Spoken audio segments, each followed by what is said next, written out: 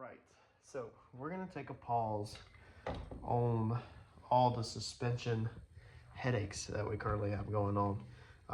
Let's talk Holley, okay? Let's talk some stuff with this Holley. Basically, Holley for dummies, buy a dummy. But as I'm learning the very basics, I know I have a couple people on the channel that are going to be doing wiring and doing Holley themselves because y'all have commented that. So I want to show you some very basic stuff that I feel like the big guys overlook, such as Devin and other stuff like that. They teach really good. They're really smart. They're a million times smarter than me. But I think sometimes they don't understand how stupid or how dumb we really are. And it's not, I guess, so much that we're dumb. It's just this is all very, very new to us. So let me show you what I got going on and some things that confused me, and hopefully that will better help you understand. And then let me show you one of the problems I have, and then we're gonna jump in the car and sort this thing out. All right, so first off, if you don't know what you're doing, or even if you do know what you're doing, it's a very good idea if you're gonna start messing with stuff to go ahead and change stuff.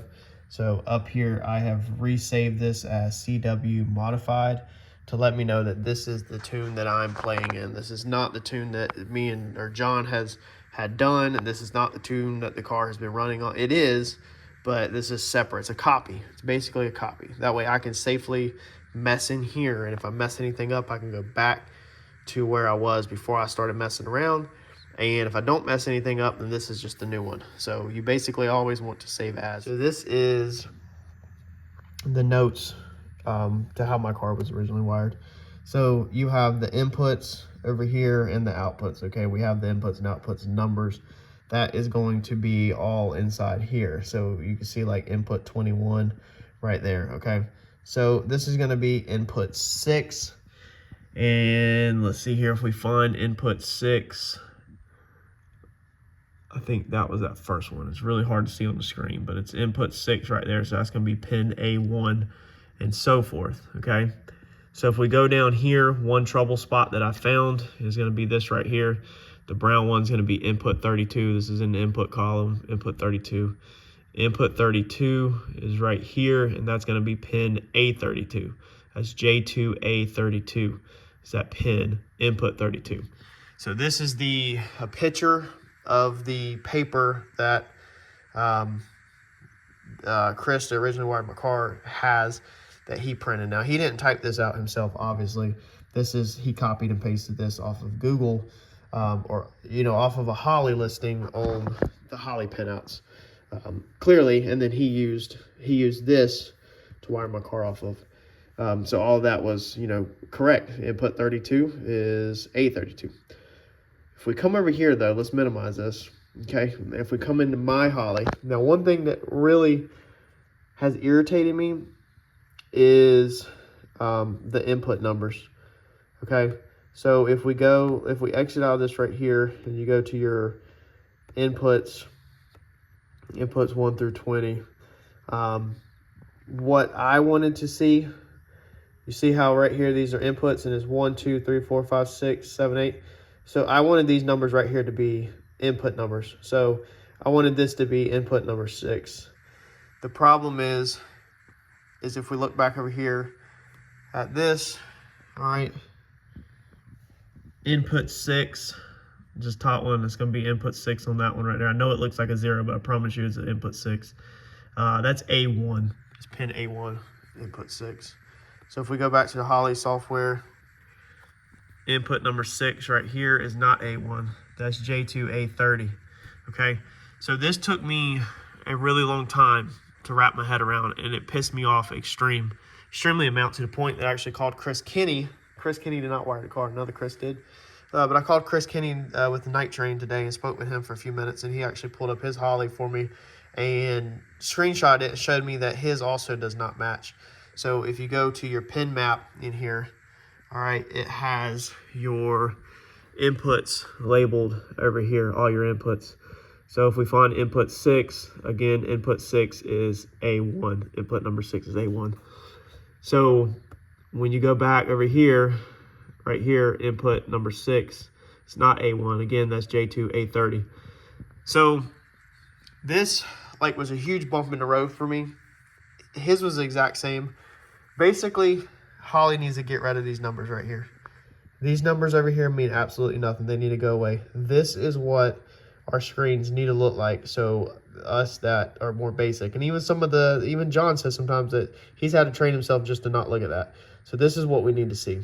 These are not input numbers. These are row numbers. Such as the same thing that's inside my car on my board. We need to understand, again, that the way I laid mine out is for reference. I know it says input. These are outputs right here, okay? So I know it says 1 through 12 outputs, but these are not, this is not output 1, and that down there is not output 12, all right? That's just slot numbers. That's my outputs and inputs, but they're slot numbers for my reference. So I go to slot 6, not output 6, if that makes any sense. So if you're working with this, go ahead and learn that these right here are not input numbers. They're not output numbers. They're literally just line numbers. I don't even know why they have to put them there at all. Like, it would be much better for us just to go off with the pen. So one thing you're going to have to do is the same thing I'm learning, is you're going to have to read this stuff off of the pin number. So this number 6 right here is going to be drive shaft. This is going to be the A30, J2 A30. And that's what it needs to be called, not input 6 or anything like that. This needs to be called J2 A30. When you come to your pin map, you also need to forget about the input. So this is J2. We're going to find A30. This is A30, okay? So A30 is input 19. It's drive shaft. So again, we need to stop using this term input in the number because it's really going to mess us up. So A30, our J2A30 pin is our drive shaft. That's how it needs to be worded, and that's how you need to word it, and that's how you need to reference it.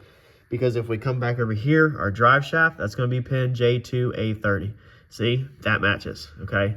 So if you're new to this, go ahead and save yourself the headache and never ever really talk about the inputs, never focus on the inputs, never call it inputs or nothing.